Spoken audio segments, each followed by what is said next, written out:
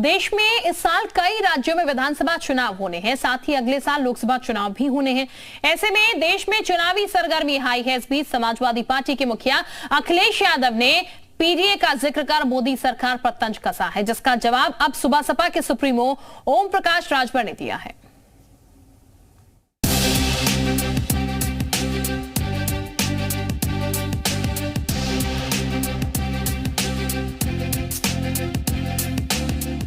कहते हैं जब जीत होती है तो उसका साझीदार बनने के लिए होड़ लग जाती है, लेकिन जब हार होती है तो ठीकरा फोड़ने की कवायद तेज हो जाती है। हूबहू ऐसा ही राजभर और अखिलेश यादव के बीच भी हुआ। विधानसभा चुनाव और फिर 2 उपचुनाव की डबल हार के बाद ओपी राजभर और अखिलेश यादव की राहें जुदा हो गईं। पुरानी सियासी कहावत है, दुश्मन का दुश्मन दोस्त होता है, और राजभर ने सपा के सियासी दुश्मन बीजेपी से हाथ मिलाकर घर वापसी कर ली। फिर सपा के खिलाफ हुंकार भरनी शुरू कर दी। 2024 के लोकसभा चुनाव की तैयारियों में जुटे ओपी राजभर जहां अपनी पार्टी को मजबूत करने में जुटे हैं, वहीं वो अखिलेश यादव पर लगातार हमलावर हैं। सपा की रणनीति का खुलकर विरोध करते हैं। अखिलेश यादव ने 2024 के लिए पीडीए यानी पिछड़ा, दलित और अल्पसंख्यक वोट को साधने की रणनीति बनाई, जिस पर राजभर ने निशाना साधा। कहा आज की तारीख में कांग्रेस पिट चुकी है, बसपा पिट गई है, सपा पिट रही है, अब पीडीए एनडीए में आ गया है। पीडीए का उदाहरण हम हैं। राजभर ने अखिलेश यादव के पीडीए पर सवाल उठाते हुए कहा कि उनका पीडीए झूठ है।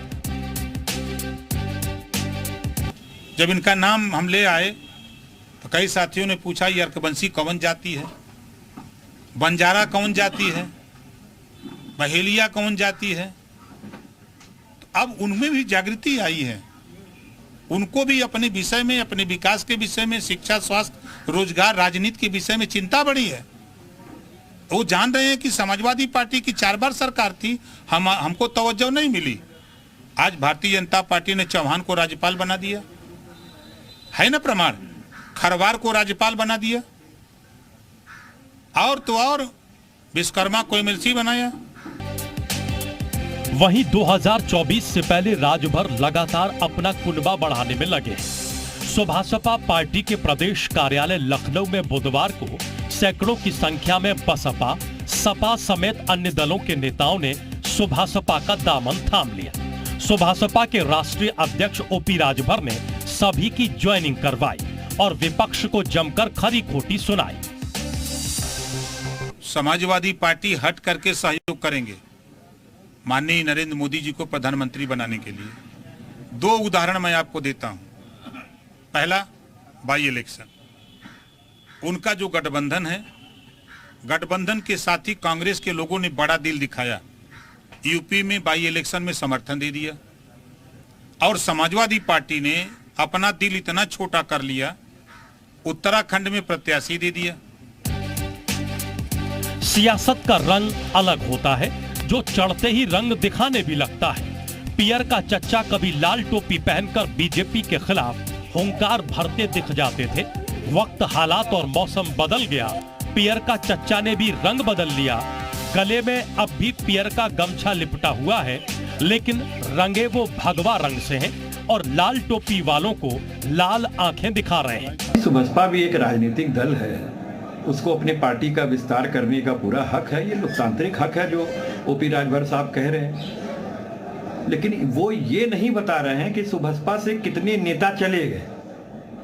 अरे आधी तो पार्टी ही इनकी खाली हो गई, और जिनको ज्वाइन करा रहे हैं, एक भी नाम ऐसा बता दीजिए जिसकी कोई पकड़ धरती से जुड़ी हुई एक बड़ा नेता हो।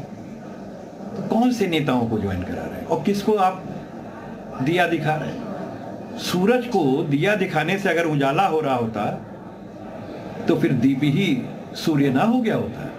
दरअसल एनडीए में शामिल होने के बाद राजभर के योगी मंत्रिमंडल में शामिल होने के कयास लगाए जा रहे थे, लेकिन घोसी बाय इलेक्शन में हार के बाद राजभर की उम्मीदों को बड़ा झटका लगा।